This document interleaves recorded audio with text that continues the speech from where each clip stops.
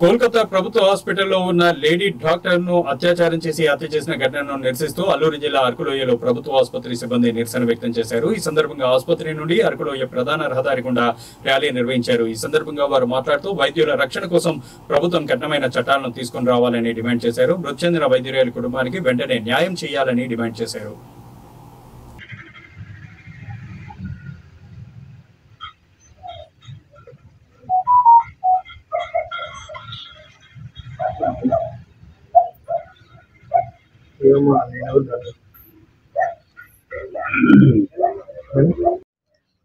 కోల్కతాలో వైద్యురాలి మీద జరిగినటువంటి అరాచకానికి నిరసన తెలియజేస్తూ దేశవ్యాప్తంగా వైద్యులందరూ సమావేశమై తనకి సపోర్ట్గా నిలుస్తున్న ఈ సందర్భంలో నేను చాలా తన కోసం అంటే ఆమె ఆత్మకు శాంతి చేకూరాలని, అదేవిధంగా వారి తల్లిదండ్రులకు న్యాయం చేకూర్చాలని కోరుకుంటూ ఈ విధంగా ఒక సేవలు అందిస్తున్న మానవ జాతికి వారికి అవసరమైన వైద్య సేవలు అందిస్తున్న ఒక అబలపై జరిగిన ఈ అత్యాచారం మూలంగా ఎంతో మంది ఆడవాళ్ళు ఒక అడుగు వెనక్కి వేయాల్సి వస్తుంది. అంటే వారు సేవలు అందించడానికి వారి జీవితాలను మరియు వారి కుటుంబాన్ని వారి పర్సనల్ లైఫ్ ని పక్కన పెట్టి సమయాన్ని ఆలోచించకుండా రాత్రి పూటైన సేవలు అందించడానికి ముందుకు వస్తున్న అబలలపై ఈ విధంగా జరుగుతున్న అత్యాచారాల వల్ల నిజంగా స్త్రీలు ఒక అడుగు వెనక్కి వేయాల్సి వస్తుంది. ఇది తలుచుకుంటే ఒక్కసారి ఆ సన్నివేశాన్ని చూసిన వాళ్ళు ఎవరైనా సరే ఒక్కసారిగా వారి ఆలోచనలో ఎలా వెళ్ళాలి, నేను బయటకి ఎలా, నేను ఈ సొసైటీకి నేను ఎలా సేవలు అందించాలి అని భయపడాల్సిన దుర్గతి తీసుకొచ్చింది ఈ మానవ జాతి.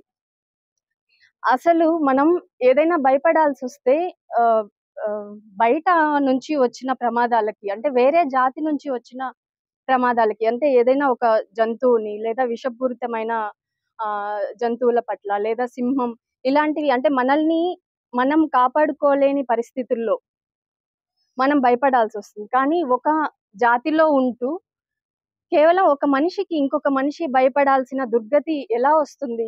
కేవలం ఒక ఆలోచన వల్ల. ఆలోచనతోనే మొదలవుతాయి మన చర్యలుగా పరిణమిస్తాయి అవి.